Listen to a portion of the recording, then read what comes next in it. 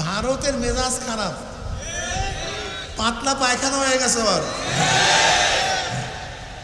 ও যে কোনো মূল্যে ইউনূস সরকারকে নামাবে।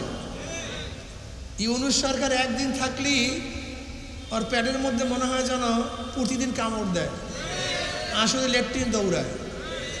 এর জন্য ওর টেনশন হলো কতক্ষণে ইউনূস সরকারকে নামাতে পারে।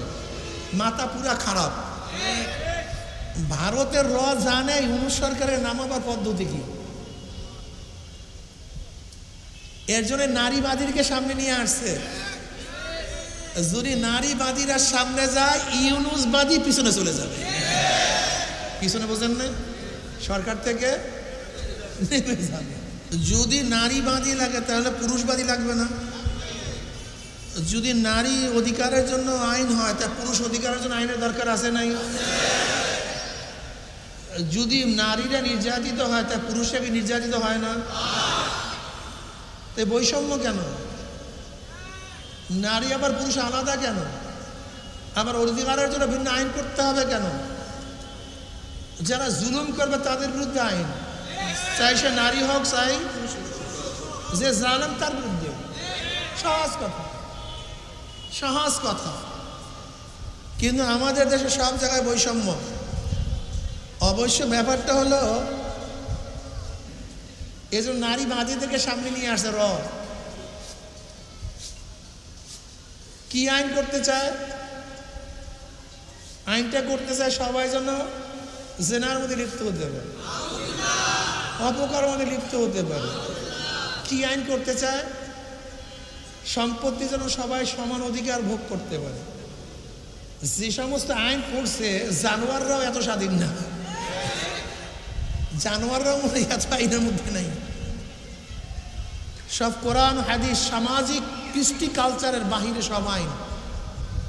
তার মানে হলো পুরুষ এবং মহিলাদের মধ্যে সংঘর্ষ সৃষ্টি করে এই সমাজকে ধ্বংস করতে চায়।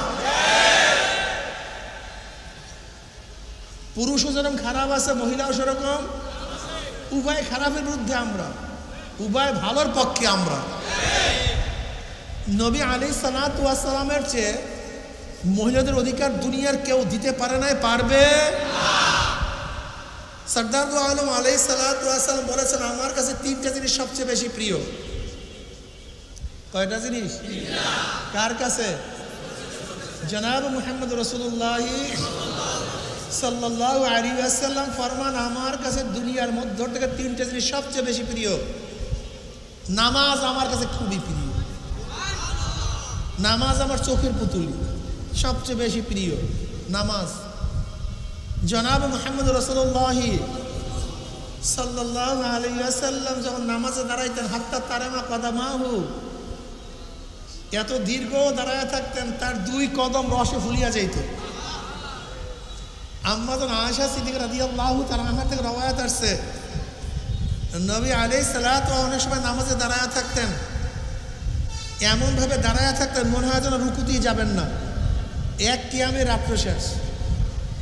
আবার যখন রুকুতে যাইতেন মনে হয় তো তিনি রুকু থেকে উঠবেনই না, এক রুকুতেই নামাজ শেষ। যখন সেজদায় পড়তেন মনে হয় যেন সেজদার থেকে আর উঠবেন না, এক সেজদাই কারবার শেষ। তিরমিজির মধ্যে রওয়ায়াত আসছে, ওয়ান মুতারবিনা নাবি ক্বালা আতাইতু নবী সাল্লাল্লাহু আলাইহি ওয়াসাল্লাম, নবীর নাম ছিল সাল্লাল্লাহু আলাইহি ওয়াসাল্লাম। ওয়া হুয়া ইউসাল্লি ওয়ালি যাওফি আজিজুকা আজিজুল মিরজাল মিনাল বুকা। সরদার দু আলম আলাইহিস সালাতু নামাজের মধ্যে এমনভাবে কান্নাকাটি করতেন, এমনভাবে কান্নাকাটি করতেন, তার কলব থেকে কলিজার থেকে কান্নার এমন আওয়াজ বের হইত মনে হয় যেন পাতিলের মধ্যে পানি দিয়ে আবৃত করলে যেরকম গুম গুম আওয়াজ করে, এরকম কলিজার থেকে গুম গুম আওয়াজ বের হইত, কান্নার গুম গুম আওয়াজ বের হইত। আসসালাতু মিরাজুল মুমিনিন, নামাজ হলো মুমিনের মেরাজ। মেরাজ,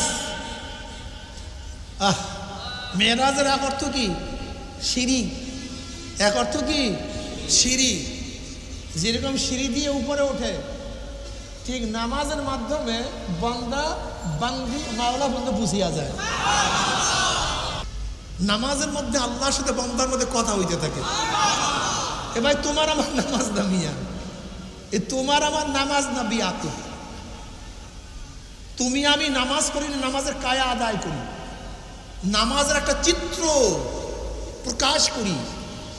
যেরকম মানুষের ছবির চিত্র হয় কিন্তু অরিজিনাল তার মধ্যে রুহু থাকে না, মনে হয় যেন একটা মানুষ দাঁড়ানো কিন্তু তার মধ্যে কি নাই।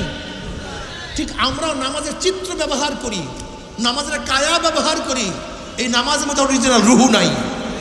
রুহু সারা নামাজ, রুহু সারা নামাজ, এই নামাজের মধ্যে কিচ্ছু নেই, এই নামাজের মধ্যে কিচ্ছু নেই, রুহুবিহীন নামাজ।